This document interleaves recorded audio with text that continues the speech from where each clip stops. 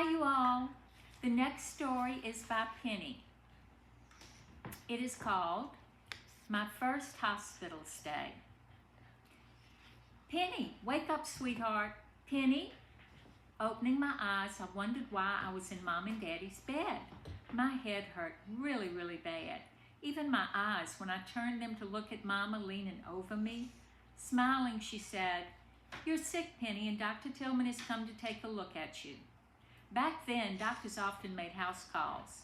Normally, I would be scampering out of the bed, screaming and crying with everyone chasing me, but I hurt too bad to move or even cry. Mama stepped back and I saw Daddy, Dr. Tillman at his side. Daddy came over, leaned down, and kissed me on my forehead. "It's going to be all right, honey. Your mom and I are right here with you." Dr. Tillman told me he was going to take my temperature and listen to my heart. Mama held my hand and squeezed it. He finished listening and soon after removed the thermometer. He turned his back to me and I can still hear him saying to Mom and Daddy, "Nearly 106. Bumps, can you set her up for me?" I was lying flat in the bed, so Mama put 2 pillows against the headboard and Daddy slid his arms beneath mine. "Okay, Penzie, I'm going to be gentle. Here we go."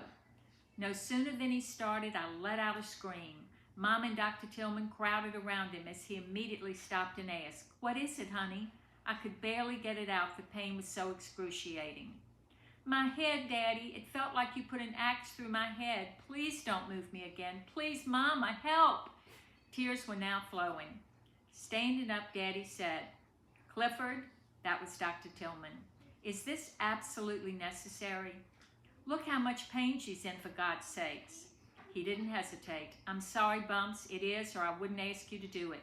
Franny, you try holding her head, and Bumps put both arms under her back and lift her.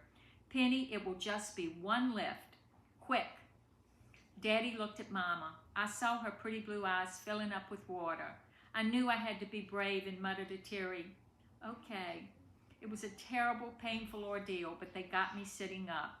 Leola came in with a bowl of ice and gave it to Mama. She gave me that big grin and said, "How you feeling, sweet child?" Trying to smile, I said, "Not so good, Leola." She gave Mama the ice. I heard water being poured but couldn't turn my head to see. "You're going to be just fine, Penny. All your sisters downstairs say hello." Mama was putting an ice-cold rash rag on my forehead. Oh, that felt good. Of course, that's what the ice was for. Whenever we had a fever, Mama did this. I'd had a small reprieve. Dr. Tillman had been talking to Daddy, but he was back with a little flashlight. "Penny, I'm going to shine this light into your eyes, and I want you to follow my finger." The second the light hit my eyes and the finger moved, so did my hand. I knocked that flashlight right out of his hand to the other side of the bed. I waited to get fussed at, but there was just silence. He then asked, "Why did you do that, Penny?" Pulling the sheet further up, I said, "It hurt." "What hurt, the light or your eyes?" he asked. More tears. "I don't know, Mama." She quickly stepped over and took my hand. Dr. Tillman said, "It's fine, Penny. Let's just try one more thing and we'll be through." "One more thing?" "Yes, please," he said. "I want you to touch your chest with your chin, okay? Easy peasy." Ouch! Ouch! Worse than the axe. I couldn't bend it even an inch. The pain was one I'd never experienced and so unbearable. This time tears didn't flow, they shot out of my eyes.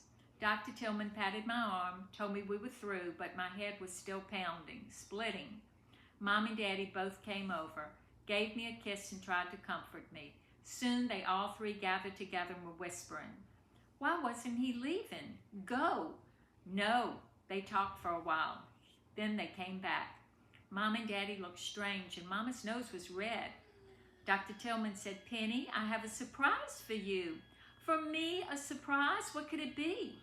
He looked at Daddy and Mama, then said, "How would you like to ride in an ambulance to the hospital? They'll turn the lights on and blow the siren. All of your friends will be so jealous." I let out a wail that my friends probably did hear. "No, no, no, no. Daddy, Mama, no." Daddy was bending over me and Mama had climbed up on the bed beside me before I knew it. I didn't hear Daddy until I quit screaming. You do not have to go in an ambulance, Penny. Now listen to me. Your mom and I will be with you every minute and will take you. But you're very sick, sweetheart. You have to go to the hospital to get well. You have to get well for your mama, me, your sisters, Leola, everybody who loves you. Do it for us. Can Baba go with me and hold my hand? Daddy said, not this time, but your mom and I will be there to hold your hand. Dr. Tillman said he would meet us at the hospital to hurry along.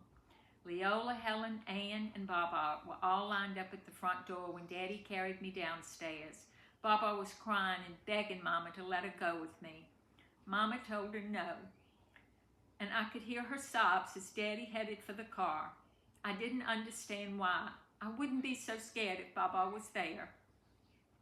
My room was on the top floor of the Natchez General Hospital. It wasn't far from my house. It was a really big room with windows that covered the far end. They looked out over the parking lot. I found out the first day that I wasn't going to like it there. They gave me lots of shots and I felt helpless.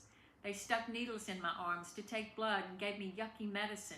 Every time Dr. Tillman came in, he asked me to try again to touch my chest with my chin, and I just couldn't. But I slept a whole lot. The third day he came in with 3 nurses and whisper talked to Mom and Daddy. Uh-oh. My parents kept turning around and looking at me. That child danger radar kicked in and I began crying and begging them to come hold my hand and please take me home. All of a sudden, Mom and Daddy both walked out of the room. My body went as wild as possible when in such pain, but my lungs worked just fine. Dr. Tillman and the nurses came over and flipped me onto my stomach. One held my head down, one laid across my legs, and then came the needle from hell. My screams were piercing. Finally, it ended. I would later learn that was a spinal tap. You can bet I did plenty of fussing to my parents when they came back in. The doctor made them leave, and of course when I got older, I know how hard that was for them. I improved as the days passed. One day, Mama took me to the big window, and there were all of my sisters in the parking lot.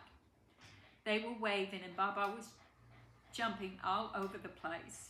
They had balloons. That was the best day ever. You all have to forgive me. I know you all hear the tears in my voice, but it's just because I miss Penny so much and reading these stories, especially the ones that she wrote, can be very difficult at times.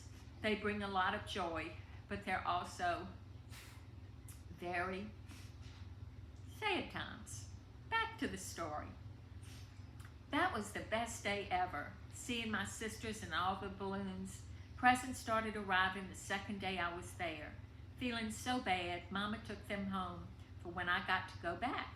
And that day finally came. Mama told me one morning I was going to get to go home after Dr. Tillman made his rounds. Mom had told me she had to go down the hall and make a phone call and let Daddy know I was going home. She came back to find me in tears. Running to my bed, she put her arms around me and put her cheek to my forehead. No fever, Penny. What on earth is wrong? You're not feeling bad, are you? Oh, honey, please tell me you're not feeling bad. I blurted out what had been worrying me since Dr. Tillman uttered those words. You have to go to the hospital. Mama, I'm too little to have a baby. I'm only 5 years old. Pushing me back to look me in my face, Mama said, a baby? What on earth are you talking about? Sniffling, I said, you know, Mama, the baby. Whenever you go to the hospital, you have a baby when it's time to go home.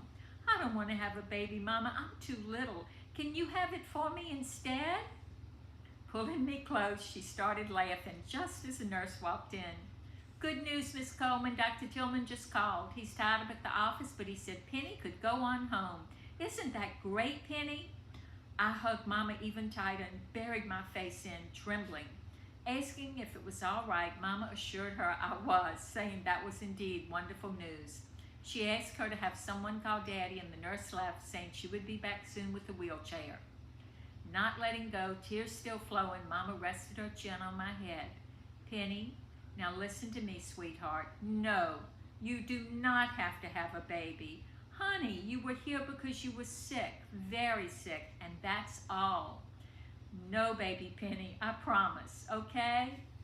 Letting go, I looked at her as she dabbed my tears with the bed sheet. You promise, Mama? Laughing again, she said, cross my heart. Daddy carried me in and put me on the sofa. Leola had made it all comfy with pillows, a crisp sheet, and soft blanket. She and my sisters were all waiting for me when I got home, and a ton of toys, plus a brand new $20 bill from Bobby next door. I was super excited to see Baba and tell her about how horrible my hospital stay had been with all the shots and needles. Especially the day they made Mom and Daddy leave, turned me over, laid on me, and hurt me so bad. That night when we went to bed, she held my hand and told me how much she'd missed me. I told her I'd missed her too, and I had a secret, but she couldn't tell. I told her just how close I'd come to having a baby, but Mama took care of it for me. She squeezed my hand tight. It's all right, Penny. If they'd made you have that baby, I would have helped you. Remember, you and I, we can do anything together. Now you go to sleep. Mama said you need your rest. Closing my eyes, I figured Baba was right. Yet every time we passed that hospital, I got chills. I just knew if I had to go back, I wouldn't be so lucky. Baba and I would sure have our hands full.